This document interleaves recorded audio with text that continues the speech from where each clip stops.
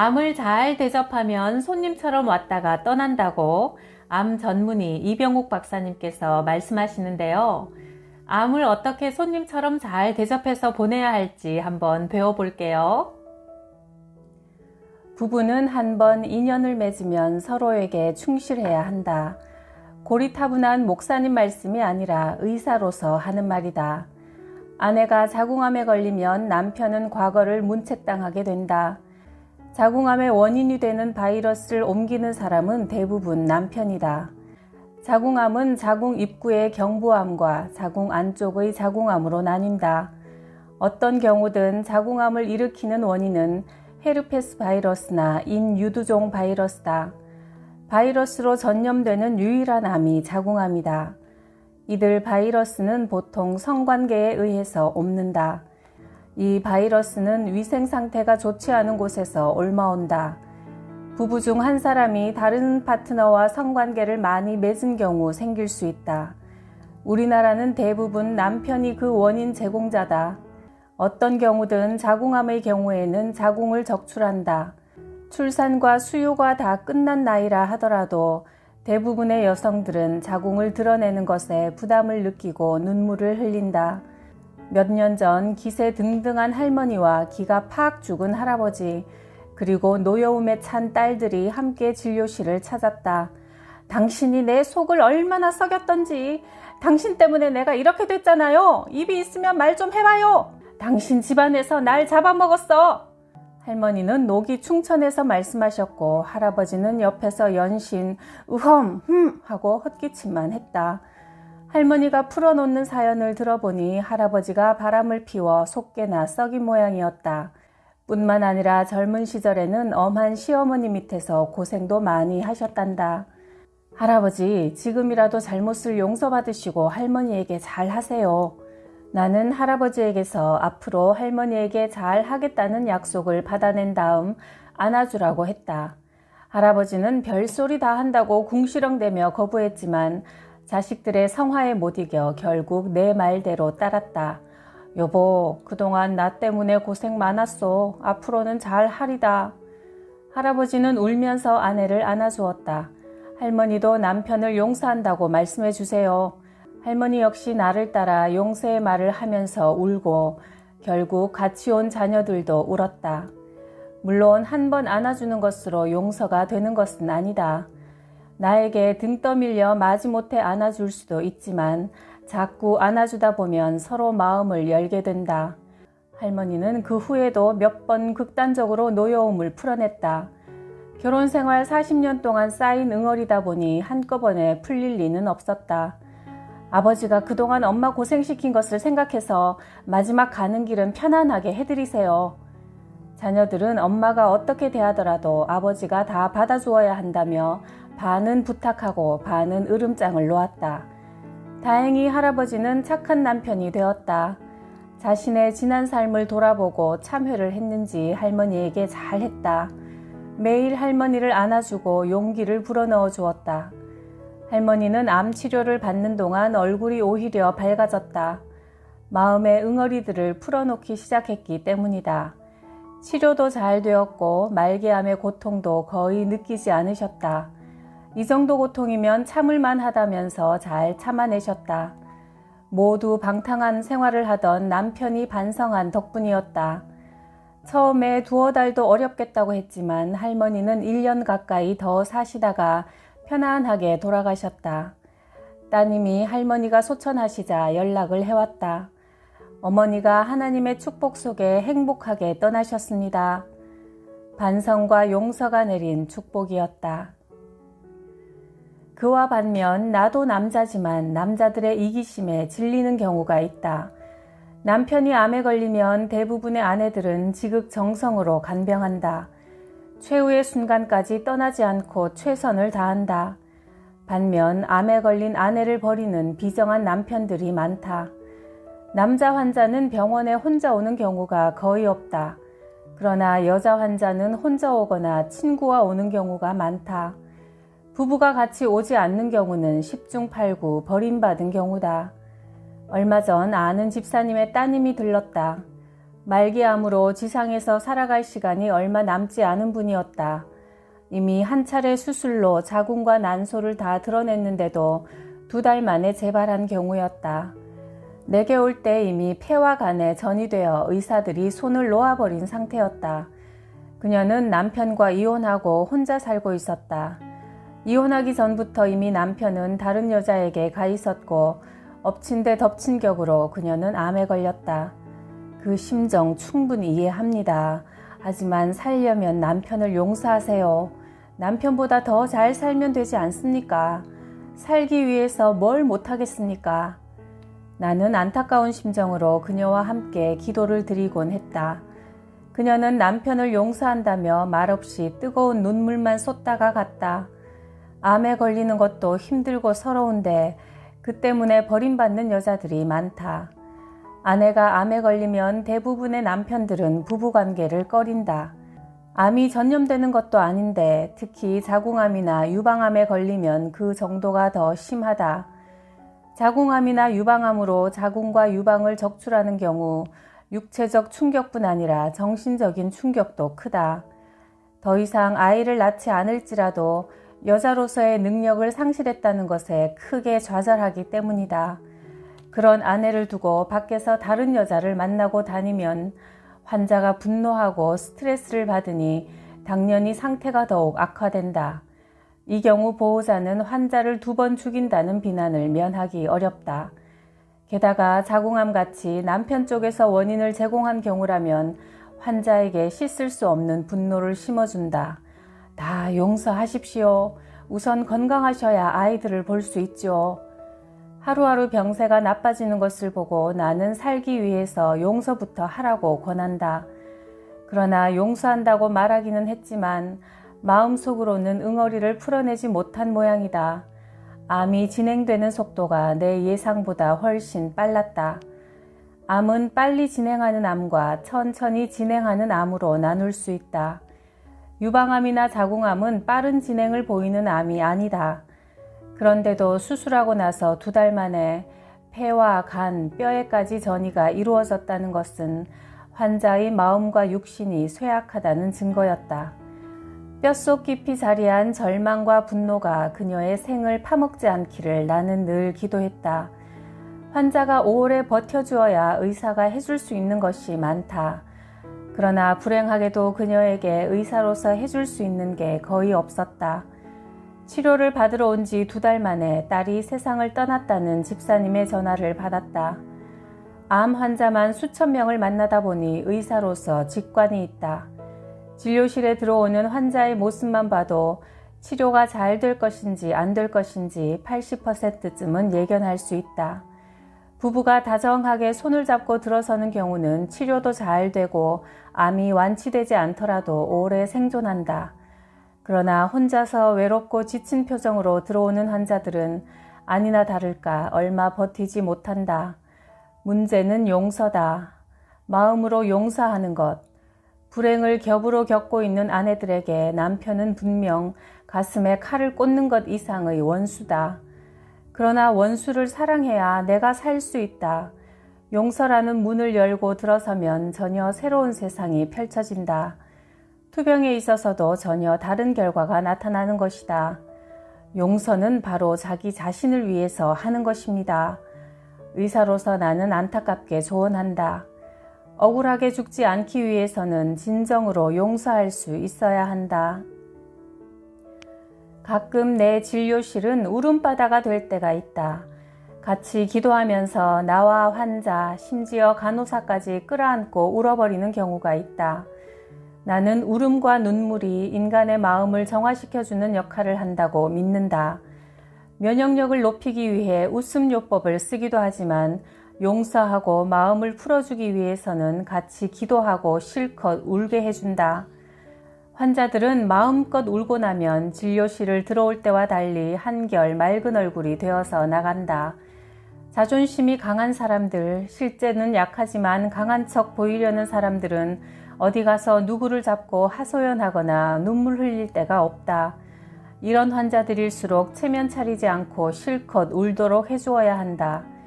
종기처럼 곪은 감정의 응어리가 한번 터지고 나면 부드러운 마음이 들어갈 자리가 생긴다.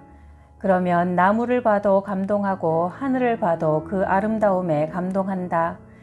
내 처방 중에서 효과가 가장 좋은 것은 기도하는 것과 우는 것이다. 기도와 눈물로 마음을 정화하고 나면 다른 사람으로 거듭나게 된다. 실컷 울 수 있게 어깨를 빌려주십시오. 나는 환자의 보호자들에게 환자 혼자 가슴을 치며 울게 두지 말고 울음을 받아주라고 조언한다. 사실은 우리의 눈물을 가장 잘 받아주시는 분은 하나님이다. 하나님에게는 설명할 필요가 없다. 그냥 푹 엎드려 실컷 울면 되는 것이다. 남편, 아내, 가족을 비롯해 인간의 이기심에 상처받았을 때는 하나님을 찾는 것이 사는 길이다. 억울한 나머지 분노를 키우게 되면 결국 그 분노가 마음의 평화를 삼켜 고통 속에서 죽어가게 한다. 눈물 속에서 용서를 발견하고 하나님의 사랑을 받아들이는 것, 그리고 그 사랑에 감사하는 것, 그것이 사람을 살게 한다. 암 환자 중에는 우울증, 조울증 등의 정신적 외상을 겪고 있는 사람이 많은데 특히 남편이 받들어 모시고 살던 공주과나 왕비과가 우울증에 잘 걸린다. 이들은 여태 아무 걱정 없이 보호만 받으며 살아왔기 때문에 정신적으로 단련될 기회가 없었고 세상을 살아가는 데 필요한 강한 심성을 갖추지 못해서 쉽게 우울증에 빠지는 것이다.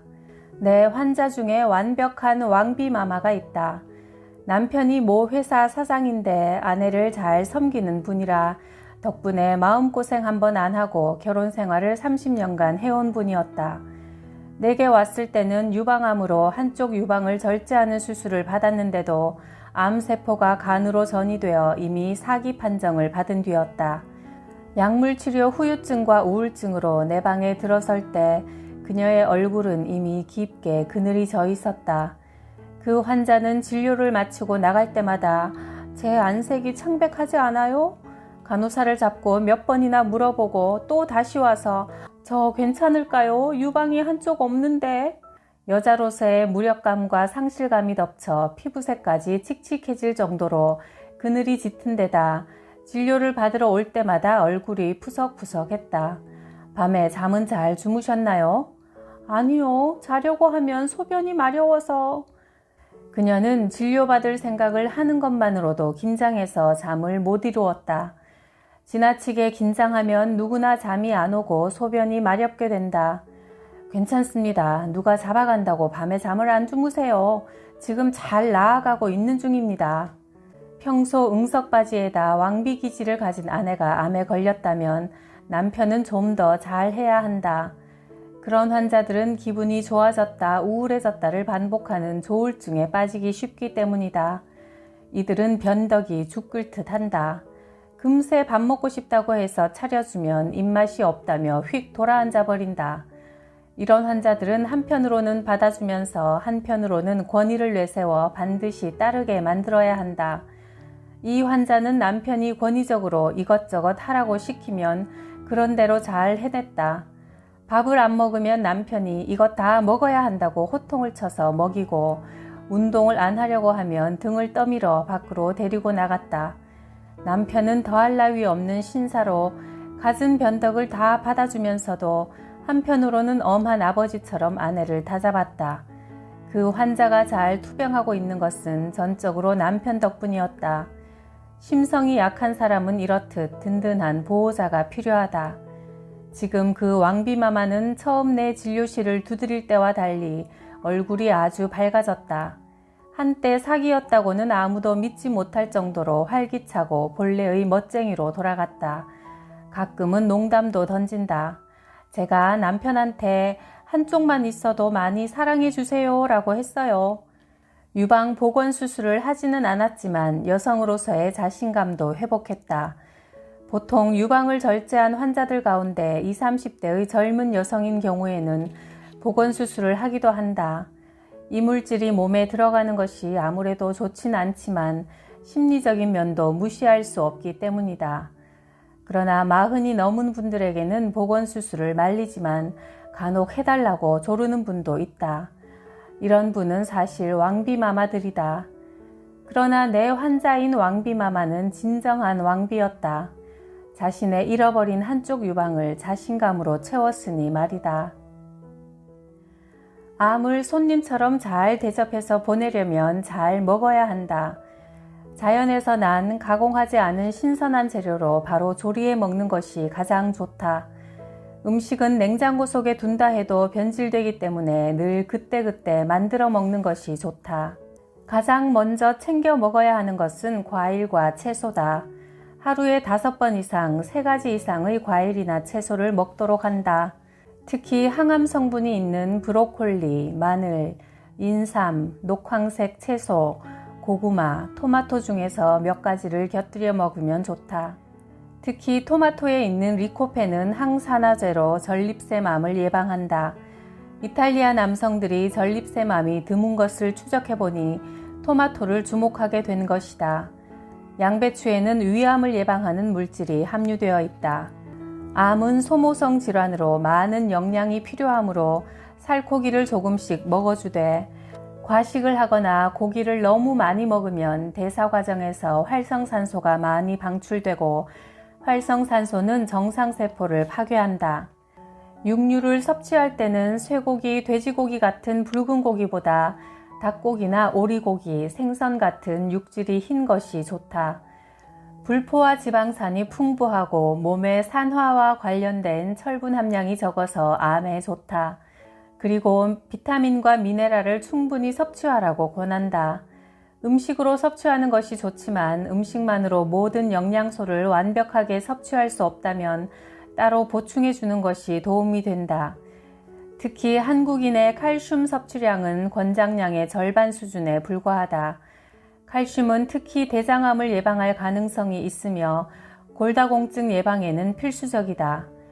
곡류 또한 가공이 많이 된 백미보다는 현미나 잡곡, 오곡밥처럼 가공이 덜 된 곡류를 먹는 것이 좋다.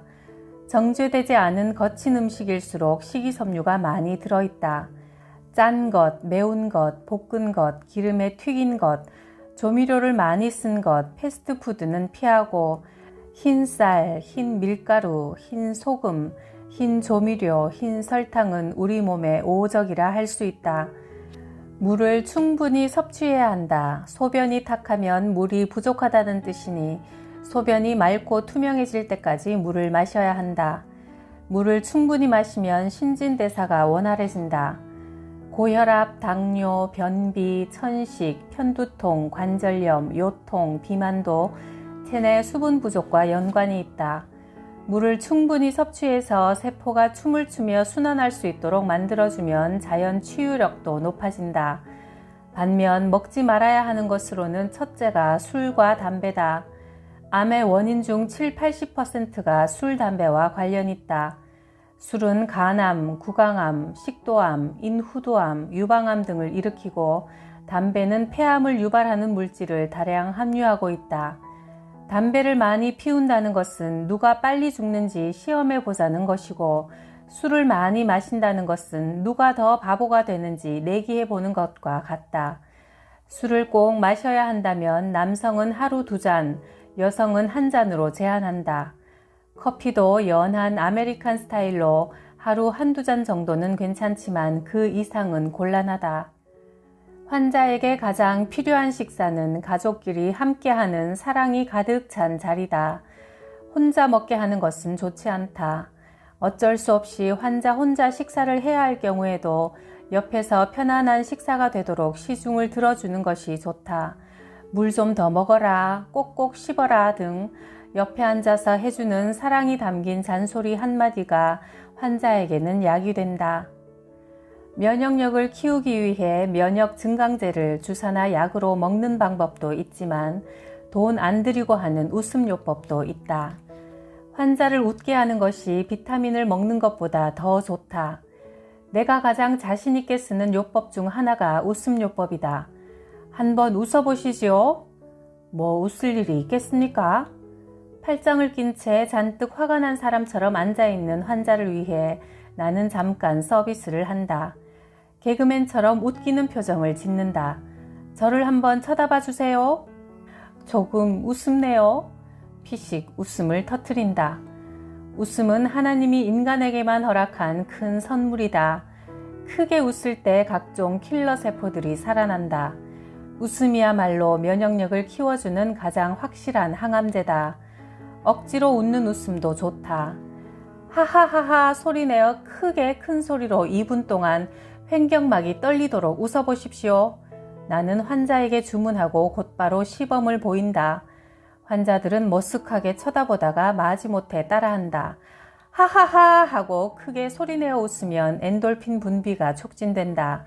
살짝 미소 짓는 것만으로는 엔돌핀이 분비되지 않는다. 엔돌핀은 뇌하 수체에서 분비되는 일종의 화학물질로 기분을 좋게 해주고 고통을 덜 느끼게 하는 진통제 역할을 한다. 웃다 보면 걱정과 근심이 사라지고 편안하고 담대해진다. 재미있는 사실은 인간의 뇌는 진짜 기분이 좋아서 웃는 웃음과 일부러 웃는 웃음의 차이를 구분하지 못한다는 점이다. 억지로 크게 웃는 것이나 기분이 좋아서 크게 웃는 것이나 효과는 똑같다. 매일 1분이라도 소리내어 크게 웃어보자. 암이 슬그머니 떠나갈 것이다.